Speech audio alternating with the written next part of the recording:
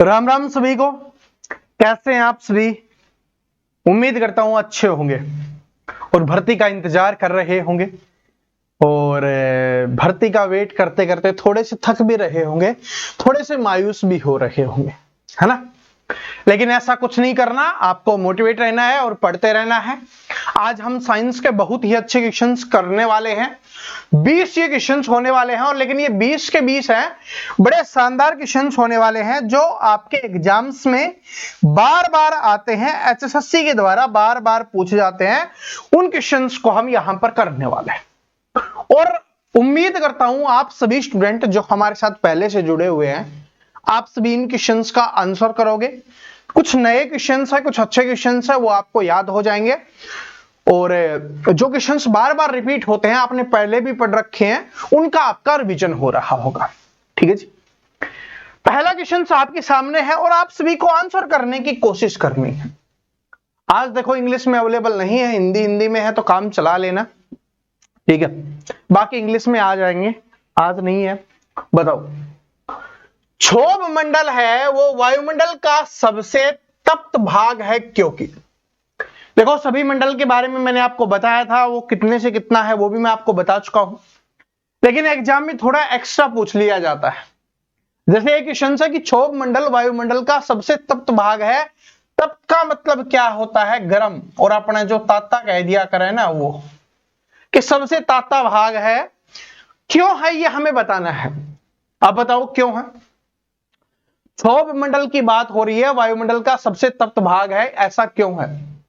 क्षोभ मंडल जो हमारी पृथ्वी से 8 से 18 किलोमीटर की दूरी के बीच में जो मंडल होता है, उसको हम क्षोभ मंडल की श्रेणी में रखते हैं। अब ये गर्म क्यों है? क्योंकि इसके पीछे का रीजन मैंने अभी आपको पृथ्वी बताया। तो जब हमारी पृथ्वी है, पृथ्वी के पृष्ठ से तप्त हो जाता है तो पृथ्वी गर्म होती है, तो जो एनर्जी है वो ट्रांसफर होती है, तो ये भी गर्म हो जाता है। ठीक है जी। तो क्षोभ मंडल क्यों गर्म हो गया, सभी को पता चल गया। ठीक है, चलो आगे बढ़ते हैं। डेवलपमेंट एज फ्रीडम पुस्तक किसने लिखी है? बुक से क्वेश्चंस आपके एग्जाम्स में आएगा, इंपॉर्टेंट है। आप बोलोगे सर जी साइंस के क्वेश्चंस में ये बुक वाला क्वेश्चंस क्यों आ गया? क्योंकि भाई ये साइंस के जो व्यक्ति थे, वैज्ञानिक थे, उन्हीं के द्वारा लिखी गई पुस्तक है। तो बताइए, डेवलपमेंट एज फ्रीडम ये आपको बताना है। इसमें जो इस पुस्तक का जो मुख्य उद्देश्य था वो था विकास दर्शन।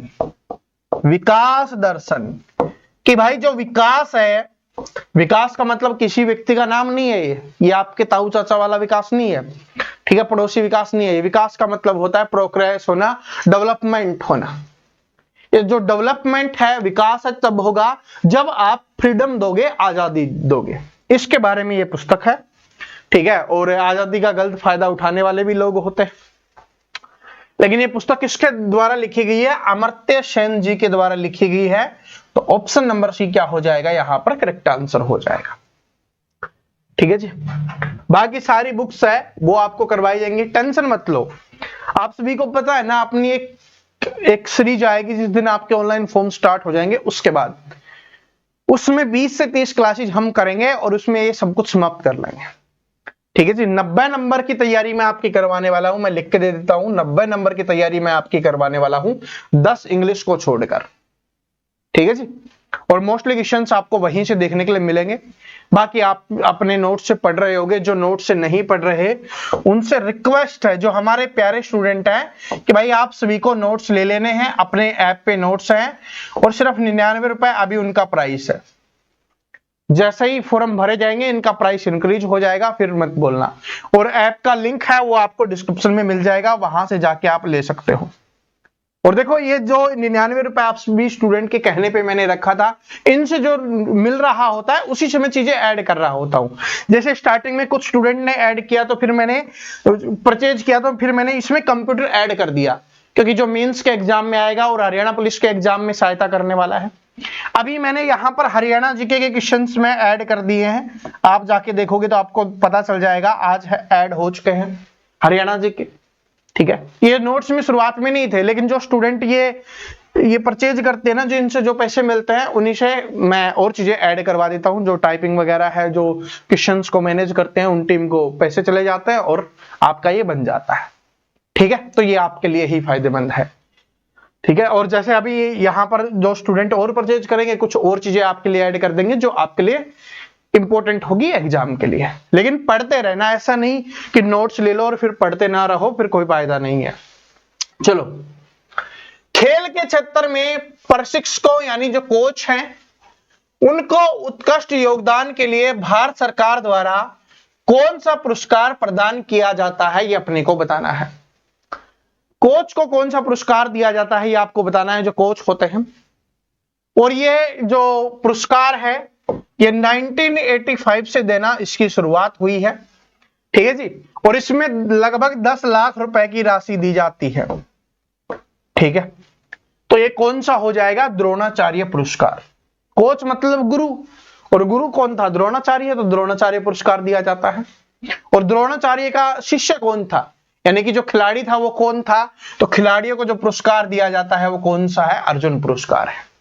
ठीक है, और ये किसको दिया जाता है, ये दिया जाता है द्रोणाचार्य पुरस्कार कोच को, जो गुरु होता है उसको। ठीक है, अर्जुन पुरस्कार खिलाड़ियों को। आगे बढ़ते हैं, मांजुली संसार का सबसे बड़ा नदी द्वीप है, यह किस राज्य में स्थित है। ये इंपॉर्टेंट क्वेश्चन है, बहुत बार एग्जाम्स में आया हुआ है और एक दो बार तो मैं आपको करवा भी चुका हूं। और हर बार इस क्वेश्चन की टाइप अलग होती है, जो पूछे जाने वाली लैंग्वेज होती है वो अलग होती है। तो आपको बताना है मांजुली द्वीप है वो कौन से राज्य में स्थित है। तो मांजुली द्वीप है वो कौन से राज्य में हो जाएगा, असम राज्य में हो जाएगा। कहां पर हो जाएगा भाई, असम राज्य में। असम की राजधानी दिसपुर। आपने याद कर लेना, राजधानी भी पूछ लेता है, सभी राज्यों की राजधानी आपको याद होनी चाहिए। ठीक है, निम्नलिखित में से किसका आस्कंदन कारक यानी जो सोविंग एजेंट होता है के रूप में मृत्युपेय के निर्माण में प्रयुक्त किया जाता है। मृत्युपेय मतलब समझ गए होगे ना, अल्कोहल। ठीक है जी, जो अल्कोहल होती है उसके लिए इस्तेमाल किया जाता है, उसका नाम आपको बताना है। कौन से अम्ल का इस्तेमाल होता है, कौन से एसिड का इस्तेमाल होता है। तो कौन से एसिड का इस्तेमाल होता है यहां पर, तो यहां पर हो जाएगा भाई आपका फॉस्फोरिक अम्ल का इस्तेमाल होता है। Option number A correct answer हो जाएगा। आगे बढ़ते हैं कि शास्त्रीय विज्ञान के पिता कौन है। इंपॉर्टेंट क्वेश्चन है, शास्त्रीय विज्ञान के पिता कौन है। अब ये विज्ञान कौन सा है, बहुत सारे स्टूडेंट ने पहली बार ही देखा होगा। किस विज्ञान में किसका अध्ययन होता है, आपसे ऐसे भी पूछ सकता है। जरूरी नहीं कि ऐसे क्वेश्चंस लिखा है ऐसे ही आ जाए सेम टू सेम, और आ भी सकता है तो इसलिए लिखा हुआ है। तो दोनों बताओ, सबसे पहले तो इसका आंसर करो कि शास्त्रीय विज्ञान के पिता कौन है। बताओ, पिता का मतलब होता है जिन्होंने महत्वपूर्ण कार्य निभाया हो, महत्वपूर्ण कार्य किया हो इस चीज के लिए। ठीक है, ये किससे संबंधित है वो मैं आपको बता देता हूं। जैसे हम भोजन करते हैं तो भोजन से संबंधित हो गया। पशु का भोजन क्या होता है, चारा हो गया, चारे से संबंधित हो गया। और साथ में क्या चीजें होती हैं, चारा और भोजन को पकाने के लिए ईंधन की आवश्यकता होती है। तो इन सभी चीजों से एटसेट्रा, इन सभी चीजों का जो जिसमें अध्ययन किया जाता है उसको बोला जाता है इस विज्ञान को। अब आप इसका आंसर बताइए, इसका आंसर क्या होगा। इसके पिता किसे माना जाता है, तो जो पीट्रो डे क्रेसन जी है, कृष्ण जी नहीं है ये। ठीक है, और वैसे ऐसे याद कर लो भाई, कृष्ण जी है ना, कृष्ण भगवान है अपने। ठीक है, वो क्या करते थे, सभी जानवरों को, सभी आदमियों को, सभी को खाना खिलाते थे। तो भोजन चारा खिलाने का काम है वो कृष्ण जी द्वारा किया जाता है, ये रिलेट करने के लिए हम। ठीक है, तो पता चल गया, ऐसे याद कर लो। ठीक है, और इसमें किसका अध्ययन होता है, इन सारी चीजों का, इन सारी चीजों के बारे में बताया गया है। पौधों की वृद्धि का मापक क्या होता है। देखो, पादप विज्ञान आपके लिए बहुत इंपॉर्टेंट है। जो स्टूडेंट विज्ञान में स्कोर नहीं कर पाते, विज्ञान पढ़ भी लेते हैं और विज्ञान में फिर भी स्कोर नहीं होता, उसके पीछे का रीजन होता है पादप विज्ञान के बारे में उनको नहीं पता होता, पादप विज्ञान वो नहीं पढ़ रहे होते। और इसी में एक और आता है पर्यावरण अध्ययन, पर्यावरण अध्ययन होता है। ठीक है जी, उसके बारे में भी वो नहीं पढ़ रहे होते। तो ये दो इंपॉर्टेंट हो जाते हैं जो आपके लिए इंपॉर्टेंट है।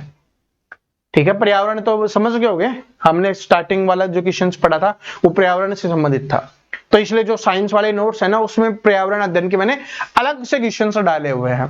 और पादप विज्ञान की मैं आपको एक अलग से क्लास करवाऊंगा, पहले भी करवा चुका हूं, अगर आप प्लेलिस्ट में जाके देखोगे तो वहां पर आपको मिल जाएगी। ठीक है, और बाकी आगे और इंपॉर्टेंट क्वेश्चन है वो मैं आपको दोबारा करवाऊंगा। पौधों की वृद्धि का मापक क्या होता है बताओ? पौधों की वृद्धि का मापक क्या होता है? यानी कि जो पौधों की वृद्धि को मापने के लिए जिस यंत्र का उपयोग किया जाता है उसको क्या कहा जाता है? तो उसको कहा जाता है कैस्कोग्राफ। क्या कहा जाता है भाई? कैस्कोग्राफ उसको कहा जाता है जिसमें पौधों की वृद्धि का मापन किया जाता है। ठीक है, जिसके द्वारा पौधों की वृद्धि को मापा जाता है कि कितनी तेजी से बढ़ रहा है, कितना बड़ा है, वो सारी चीजें। रुधिर के संकंदन में सहायता करने वाला विटामिन कौन सा है? रुधिर का मतलब क्या है? रुधिर का मतलब होता है रक्त, ब्लड। ठीक है जी, ब्लड का थक्का, रक्त का थक्का। तो कौन सा विटामिन सहायता करता है? तो ये तो आप सभी को पता होगा, ये तो सभी को पता होगा, तो सभी कमेंट करके बता दीजिए। मैंने देखो अगर डायरेक्ट ऐसे लिखा है रक्त का थक्का तो आप सभी कर लोगे, लेकिन ये एग्जाम की लैंग्वेज होती है रुधिर के संकंदन। अब ये आपको नहीं पता होता। ठीक है, जिन्होंने नहीं पढ़ा होता अच्छे से तो उनको नहीं पता, तो आपको पढ़ना है, आपको करना है। ठीक है, तो इसका आंसर सभी स्टूडेंट करेंगे, सभी को पता होना चाहिए, क्योंकि पता नहीं मैं कितनी बार करवा चुका हूं, कितनी बार वो क्वेश्चंस मैंने करवाया है। रात में तारे क्यों चमकते हैं ये आपको बताना है।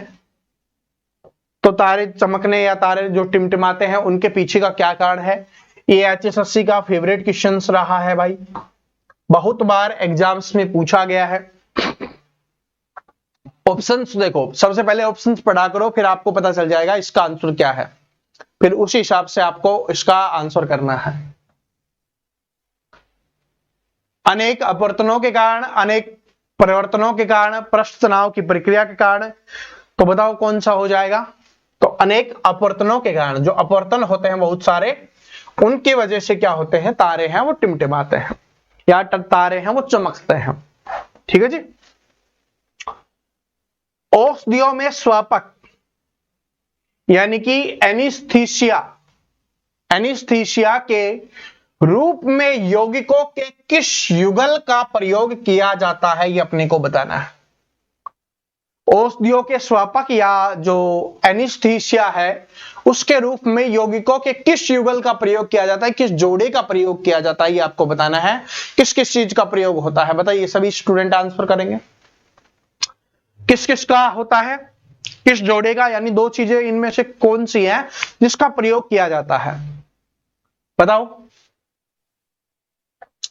बताओ भाई। एनीस्थीसिया आपको पता होगा, तो उसके लिए क्लोरोफॉर्म, ये तो आप सभी को पता होगा, क्लोरोफॉर्म का इस्तेमाल होता है। तो क्लोरोफॉर्म और किसी में है नहीं, तो ये हो जाएगा नाइट्रस ऑक्साइड और क्लोरोफॉर्म। ये तो आपने देखा भी होगा, मूवीज वगैरह में इसका इस्तेमाल आपने देखा होगा, तो आपको पता होगा नाइट्रस ऑक्साइड और क्लोरोफॉर्म का इस्तेमाल होता है। ये क्वेश्चंस इंपॉर्टेंट है, ऐसे क्वेश्चंस आ जाते हैं स्टूडेंट सोचने लग जाते हैं। मैं सिंपल तरीका आपको बताऊंगा। इसमें आपको बताना है कि इस परमाणु में कितने न्यूट्रॉन होते हैं, ये आपको बताना है। बताइए कितने न्यूट्रॉन होंगे, कितने न्यूट्रॉन होंगे? तो सबसे सिंपल तरीका है, जब भी आपसे न्यूट्रॉन पूछे तो इस वाली संख्या में यानी 238 में ये वाली संख्या प्रोटॉनों की संख्या है वो माइनस कर देनी है, तो आपका आंसर निकल के आ जाएगा, जो कितना हो जाएगा? 146 हो जाएगा। जब भी आपसे न्यूट्रॉनों की संख्या पूछेगा तो आपको क्या करना है, समझ में आ गया? जब भी आपसे न्यूट्रॉनों की संख्या पूछेगा, समझ में आ गया, ऊपर वाले में से नीचे वाला घटा देना है। लेकिन न्यूट्रॉनों की ना पूछ के प्रोटॉनों की संख्या पूछ सकता है कि प्रोटॉन की संख्या कितनी होगी। तो जो ये नीचे वाली जो संख्या होती है ये क्या होती है? प्रोटॉनों की संख्या होती है। तो इसका आंसर फिर क्या हो जाता? 92 इसका आंसर हो जाता। ठीक है जी, आगे बढ़ते हैं। और एक का मान पूछता तो वो कितना हो जाता? आपका 238 हो जाता। ठीक है, ऐसा क्वेश्चन आएगा तो ध्यान रख लेना कि कैसे करना है। गुर्दे को रुधिर पूर्ति करने वाली रुधिर वाहिका कौन सी है? रुधिर का मतलब हो गया रक्त, ब्लड। और गुर्दे को, ठीक है जी, जो गुर्दा है उसको रुधिर पूर्ति करने वाली रुधिर वाहिका का नाम बताओ, कौन सी वाहिका है, यानी कि कौन सी नली है जिससे रक्त जा रहा होता है गुर्दे तक, उसका नाम आपको बताना है कि उसका नाम क्या हो जाएगा, उसको क्या कहा जाएगा, कौन सी धमनी कहा जाता है, क्योंकि सारी धमनी है तो कौन सी धमनी होगी, तो वो कौन सी हो जाएगी, आपके वृक्क धमनी हो जाएगी। ठीक है जी, तो ऑप्शन नंबर 1 करेक्ट आंसर हो जाएगा। आगे बढ़ते हैं, अगला क्वेश्चन बहुत अच्छा क्वेश्चन है कि मानव शरीर की कौन सी ग्रंथि पीयूष ग्रंथि से हार्मोनों के रिसाव को नियंत्रित करती है। पढ़ा चुका हूं, टॉपिक वाइज पढ़ा चुका हूं, या अगर आपने साइंस की जो मैराथन क्लास डली हुई है, जैसे ही चैनल खोलते हो मैराथन क्लास जो दिखती है, अगर वो देखी होगी तो भी आप इसका आंसर कर दोगे। मानव शरीर की कौन सी ग्रंथि पीयूष ग्रंथि से हार्मोनों के रिसाव को नियंत्रित करती है, उस ग्रंथि का नाम आपको बताना है। तो सभी स्टूडेंट उस ग्रंथि का नाम बताएंगे, कौन सी ग्रंथि है। मानव शरीर पढ़ाया हुआ है अच्छे से, टॉपिक स्पेशली है, प्लेलिस्ट में साइंस की प्लेलिस्ट है, उसमें जाके देखोगे तो दिख जाएगा। तो मानव शरीर की कौन सी ग्रंथि है जिसको पीयूष ग्रंथि से हार्मोनों के रिसाव को नियंत्रित करती है, तो वो हो जाएगी हाइपोथैलेमस ग्रंथि। कौन सी ग्रंथि हो जाएगी, हाइपोथैलेमस ग्रंथि हो जाएगी। निम्नलिखित में से किस समूह में जानवरों के दांत नहीं होते। 4 ऑप्शंस दिए हुए हैं, 5वां तो अलग हो गया। इन चारों में से आपको बताना है कि इनमें से कौन सा समूह ऐसा है जिसमें जानवरों के दांत नहीं होते हैं, जिसमें दांत नहीं होते हैं, ये आपको बताना है। दांत नहीं होते हैं, किस किस के आपने दांत देखे हैं, किस किस के नहीं देखे हैं, उसी हिसाब से आपको बताना है। देखो कोशिश करो भाई, इसमें तो गाय के दांत देखे हैं तो ये तो नहीं हो सकता, क्योंकि हमें बताना है कि दांत नहीं होते। बताओ और किसके दांत नहीं होते,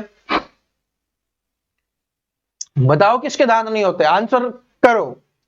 तो मोर, शुतुरमुर्ग और कछुआ, इनके क्या नहीं होते हैं, दांत नहीं होते हैं। ठीक है, बाकी के दांत होते हैं, तो देख लो कौन कौन से दांत वाले हैं, कौन से बिना दांत वाले हैं। एलिगेटर आपने देखा होगा, इसके दांत होते हैं, तो ये तो वैसे ही आंसर नहीं हो सकता था। ठीक है, ऊपर वाले में भी कोई एक होगा।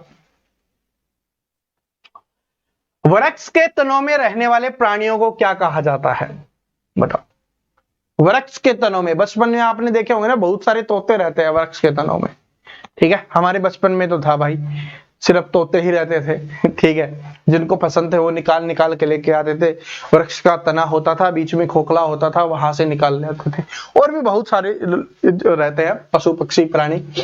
ठीक है, तो बताओ उनको क्या कहा जाता है, उनको क्या कहा जाता है। थोड़ा सा दिमाग लगाओ, बस थोड़ा सा, बाकी ज्यादा नहीं लगाना, आंसर आ जाएगा। अरे जो वृक्ष में रहेगा वो क्या हो जाएगा, वृक्षवासी हो जाएगा। क्या हो जाएगा, वृक्षवासी हो जाएगा। असमान वेग और एक समान त्वरण के साथ चल रहे पिंड के लिए कौन सी चीज सही है, ये आपको बताना है। असमान वेग यानी वेग है वो समान नहीं है, एक समान त्वरण यानी जो त्वरण है वो समान है, के साथ चल रहे पिंड के लिए कौन सी चीज होगी, बताओ। तो जो विस्थापन समय का ग्राफ है वो कैसा होगा, वो अरैखिक होता है। कैसा होगा भाई, अरैखिक होगा, रैखिक नहीं होगा। ठीक है, क्योंकि समान वेग नहीं है, असमान वेग और एक समान त्वरण है, तो विस्थापन समय ग्राफ क्या होगा, अरैखिक होता है। ठीक है, आज इंग्लिश वाले थोड़ा सा एडजस्ट कर लेना। ठीक है, जब हम छुई मुई के पौधे को, इंपॉर्टेंट है, HSSC में कई बार पूछा गया क्वेश्चन है। जब हम छुई मुई के पौधों को, यानी टच मी नॉट प्लांट, इसका मतलब है कि उसको मत छुओ, वो छुई मुई का पौधा है वो सिकुड़ जाएगा। कि पत्तियों को छूते हैं तो पत्तियां बंद हो जाती हैं, इस गति को क्या कहते हैं। जैसे छुई मुई का पौधा होता है ना, उसको पत्तियों को छूते हैं, उस पेड़ को जैसे हाथ लगाते हैं तो उसकी पत्तियां हैं वो सिकुड़ जाती हैं, यानी कि बंद होने लग जाती हैं, बंद हो जाती हैं।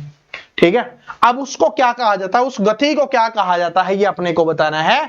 उस गति को क्या कहा जाता है, कौन सी गति के नाम से उसको जाना जाता है, बताओ। तो कौन सी गति होती है, जैसे ही छुओगे तो ऐसे बंद हो जाएगा, तो उसको कहा जाएगा कंपानुकूची गति। कौन सी गति, कंपानुकूची गति के नाम से उसको जाना जाता है। आगे बढ़ते हैं, अगले क्वेश्चंस के ऊपर चलते हैं। हरे और कोमल तने युक्त पौधे, छोटे पौधे जिनमें कुछ शाखाएं हैं, निम्नलिखित में से किस श्रेणी के अंतर्गत आते हैं? देखो, हरे और कोमल तने युक्त छोटे पौधे, हरे और कोमल तने युक्त, ठीक है जी, हरे हैं, कोमल तने युक्त पौधे हैं जिनमें कुछ शाखाएं होती हैं, निम्नलिखित में से किस श्रेणी के अंतर्गत आते हैं, ये आपको बताना है। देखो, वृक्ष तो आप सभी को पता है कि तना है वो हार्ड होता है और बहुत विशाल होता है, ठीक है, तो ये तो नहीं होगा। झाड़ी के बारे में, शाख के बारे में या आरोही लता, इन तीनों में से आपको देखना है। थोड़ा सा दिमाग लगाओ, आपका आंसर निकल के आ जाएगा। दोबारा से पढ़ो, हरे और कोमल तने युक्त छोटे पौधे, तना है वो कोमल होता है, झाड़ी है वो पौधा तो छोटा होता है, हरा भी होता है, लेकिन उसका तना है ना वो छोटा होता है लेकिन मजबूत होता है, तो इसका मतलब ये झाड़ी भी नहीं होगा, वृक्ष भी नहीं होगा। लताएं, जब पौधों की बात हो रही है तो लताएं, पौधों की लताएं नहीं जाती, तो इसका मतलब ये नहीं होगा, तो ये वाला आपका आंसर हो जाएगा। ठीक है जी, उसको क्या कहा जाता है? शाख कहा जाता है। ठीक है जी, तो option number D correct answer हो जाएगा। जब किसी प्रिज्म से होकर कोई श्वेत प्रकाश, श्वेत का मतलब होता है सफेद प्रकाश, गुजरता है तो स्पेक्ट्रम दिखाई देता है, किस रंग के प्रकाश में सर्वाधिक बंधन होता है, यह आपको बताना है। दोबारा से पढ़ लो कि जब एक प्रिज्म से होकर श्वेत प्रकाश को गुजारा जाता है, सफेद प्रकाश को गुजारा जाता है, तो एक स्पेक्ट्रम दिखाई देता है, और किस रंग के प्रकाश में सर्वाधिक बंधन होते हैं, यह आपको बताना है। यह आप सभी ने पढ़ा होगा विबग्योर, ठीक है जी। इसमें सबसे ज्यादा किसका होता है? बी का होता है, वायलेट का होता है, यानी कि बैंगनी का होता है, तो हमसे सबसे ज्यादा पूछा है तो बैंगनी का हो जाएगा। सबसे कम पूछता, आर मतलब रेड, लाल का होता है, तो सबसे कम इसका हो जाएगा। सबसे कम किसका? लाल का, और सबसे ज्यादा किसका हो जाएगा? बैंगनी का। ठीक है, और दूसरे नंबर पे, तीसरे नंबर पे, क्रम में जो भी पूछा आप बता सकते हो। दूसरे नंबर पे सबसे ज्यादा इसका, फिर इसका, फिर इसका, फिर इसका, फिर इसका, इस प्रकार से होता है। ठीक है जी। आई का मतलब होता है इंडिगो, बी का मतलब होता है ब्लू, जी का मतलब होता है ग्रीन, वाई का मतलब होता है येलो, ओ का मतलब होता है ऑरेंज, आर का मतलब होता है रेड। ठीक है, चलो, तो यहां पर अपने ये जो साइंस वाले क्वेश्चन है वो समाप्त होते हैं। आप सभी का ये होमवर्क क्वेश्चन है, तो आप सभी इस क्वेश्चन का आंसर है वो कमेंट करके बताएंगे। ये रीजनिंग का क्वेश्चन है, तो रीजनिंग की आपकी कैसी तैयारी है वो भी आपको पता चल जाएगा। ठीक है, और जिनको नोट्स लेने हैं, अपने नोट्स हैं वो ऐप पे अवेलेबल है भाई, और ऐप का लिंक आपको डिस्क्रिप्शन में मिल जाएगा। अभी सिर्फ 99 रुपए में मिल रहे हैं, और इसमें क्या क्या है मैं बता भी देता हूं। इंडिया जीके के अच्छे नोट्स अवेलेबल हो जाएंगे, साइंस के इंपॉर्टेंट क्वेश्चंस आपको मिल जाएंगे, इसके अलावा हरियाणा जीके के क्वेश्चंस भी मैंने अभी ऐड करवा दिए हैं, टॉपिक वाइज इंपॉर्टेंट क्वेश्चंस मैंने यहाँ पर ऐड करवा दिए हैं। इसके अलावा कंप्यूटर आपको मिल जाएगा, जिन स्टूडेंट का मेंस का या पुलिस का एग्जाम है तो कंप्यूटर भी आपको मिल जाएगा, बहुत अच्छे नोट्स अवेलेबल हैं। स्टैटिक जीके जो पूछते रहते हैं तो स्टैटिक जीके भी इसमें अवेलेबल है, हिस्ट्री, पॉलिटी, ज्योग्राफी, इकोनॉमिक्स तो अवेलेबल है ही है। ठीक है, तो ये सारी चीजें अवेलेबल है, सिर्फ 99 रुपए में एक बार आपको पेमेंट करनी है, आप आराम से अपने फोन में PDF आ जाएगी, उससे आप आराम से पढ़ सकते हो।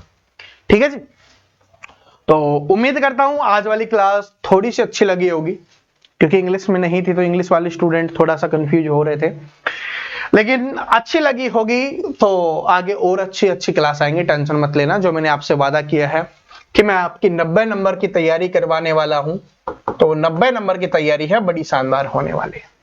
ठीक है जी, तो मिलते हैं नेक्स्ट वीडियो में कल इसी समय इसी जगह पे। तब तक हंसते रहिए, मुस्कुराते रहिए, पढ़ते रहिए। नए हो तो चैनल को सब्सक्राइब कर लेना, और कर रखा है तो अच्छी बात है, बेल आइकन प्रेस कर लेना।